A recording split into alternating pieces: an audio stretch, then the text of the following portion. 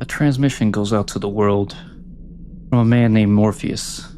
He demands both the United States and China must pay each $1 billion. If they refuse, his followers will launch missiles from a hidden location. Missiles whose warheads have been replaced with t+Virus canisters, capable of igniting a worldwide catastrophe. In response, the U.S. deploys Bruce McGivern, an operative from an anti-umbrella pursuit investigations team, an agency created specifically to dismantle Umbrella and neutralize rogue employees like Morpheus. At the same time, the Chinese Ministry of State dispatches Fongling, an elite agent with orders to prevent a global biological disaster that could reshape geopolitical power balances. Though Bruce and Fongling share a mission, the governments behind them quietly oppose cooperation. The superiors see opportunity in crisis, each hoping to secure the stolen data, the virus, or even the missile controls for themselves. And so the two are sent separately.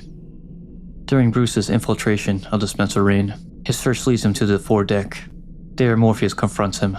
Holding Bruce at gunpoint, Bruce appears moments from death.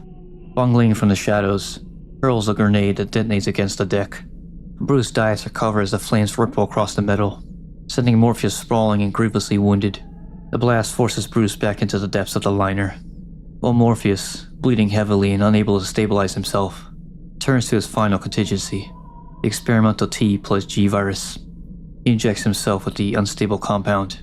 Within minutes, the virus begins reshaping his flesh, twisting his physiology towards something monstrous. Bruce soon encounters the mutated Morpheus in the cargo hold, his transformation far from complete.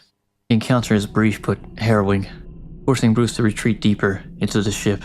Fongling reappears in the chaos, guiding him into the engineering spaces, where they can regroup and reorient. Together they restore partial power to the vessel, reactivating key systems and uncovering vital intel on the crisis. Their efforts grant him access to the bridge, where Bruce discovers the captain, slumped over the controls. The man is already lost to the virus, forcing Bruce to end his suffering before examining the consoles. What he finds is catastrophic. The Spencer Rain is locked on collision course with a nearby island, running at full speed and minutes away from impact. They flee into the exterior walkways, where Bruce is cut off by a Tyrant 91. The creature advances with heavy, thunderous steps, its immense frame silhouetted by burning deck lights. Bruce is left no choice but to confront the B.O.W. After a brutal struggle, the Tyrant collapses. With the ship seconds from destruction, Bruce leaps over the railing and plunges into the ocean. He swims through the debris and flame-reflected surf, toward the distant shoreline. Behind him, the Spencer Rain slams into the island's coastal cliffs, erupting in a violent explosion that sends steel fragments raining across the shoreline. Bruce pulls himself on the rocks, exhausted, but alive. Briefly surveying the island's ruined coastline, Bruce discovers the remnants of an abandoned umbrella facility, half buried beneath decades of overgrowth and sea spray. The structures are silent now, their lights long dead.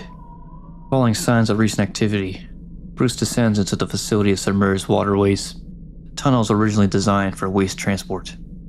As he navigates, he pieces together the island's grim purpose. This place was a dumping ground, a disposal site for Umbrella's failed bioorganic weapons. Everything suggests the island was overrun after a containment breach, its own creations consuming the installation from within. Soon he discovers Fongling. She had nearly escaped from Pluto, one of Umbrella's most disastrous experiments, long believed lost. The creature's distorted physiology and near-blind aggression remained a lethal threat, but for the moment, she had evaded it. Their brief reprieve ends when they uncover a chilling revelation. The Chinese government had given in to Morpheus's demands. Rather than thwart his terrorism, they had deployed an orbital weapons platform, programmed to eliminate Fongling, ensuring her silence. A targeted thermal laser begins its descent, tracking her relentlessly. Bruce acts quickly, analyzing the pattern of the strikes and deducing their source. The satellite was locking onto a microchip embedded beneath the ink of Fongling's tattoo, an identification marker concealed in plain sight. With no time to spare, he carves a chip from her skin, destroying it before the next shock could strike. With the threat neutralized, the two continue towards the storage facility, leading to the underground biosphere, where Morpheus had established control of the missile silo. But before they could reach the transport chamber, Bruce is confronted by Pluto itself, the hulking, malformed B.O.W., Guided by sound and scent, rather than sight, it lumbers into the corridor, blocking their path.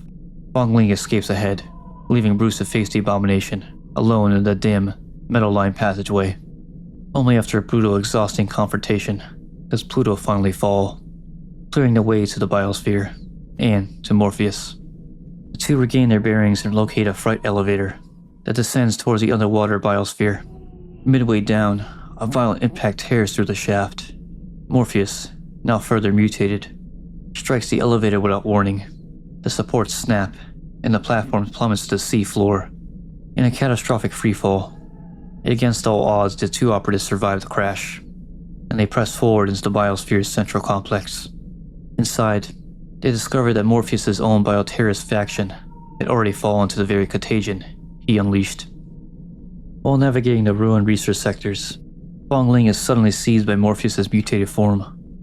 He drags her deeper into the complex, intending to use her as leverage. Bruce, forced into a lethal chase, prioritizes her rescue over securing the missile controls. Eventually reaching her holding area, he frees her, and Fongling immediately turns her attention to providing tactical support. Despite their efforts, Morpheus intercepts Bruce again, now transformed into a massive, grotesque G-mutant hybrid. His new form possesses both incredible regeneration power and overwhelming physical bulk. He forces Bruce into a final confrontation within the missile bay. The unstable structure of the biosphere begins to give way. The damage triggers a misalignment in the launch sequence, causing the missiles to fire prematurely. Morpheus, swollen to enormous size by uncontrolled G-Virus mutation, rises directly into the launch path. The warheads slam into his expanding mass before clearing the silo, detonating instantly.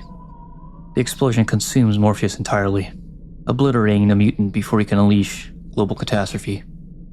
As the biosphere begins to flood and crumble around them, they commandeer a small emergency craft, which rises through the dark waters and breaks into the open air, just as the facility below gives way, sending shockwaves rumbling upward from the seabed. The two operatives take in the quiet that follows the chaos. For Fongling, the destruction of the biosphere marks more than the end of the mission. It severs her last connection to the agency that sent her. She is left with no country to return to. Bruce remains beside her on the battered craft, offering silent reassurance as they wait for retrieval. A rescue helicopter descends towards the water as the helicopter lowers its harnesses towards the drifting boat, carrying them away from the ruins of the bioterrorist plot that nearly reshaped the globe.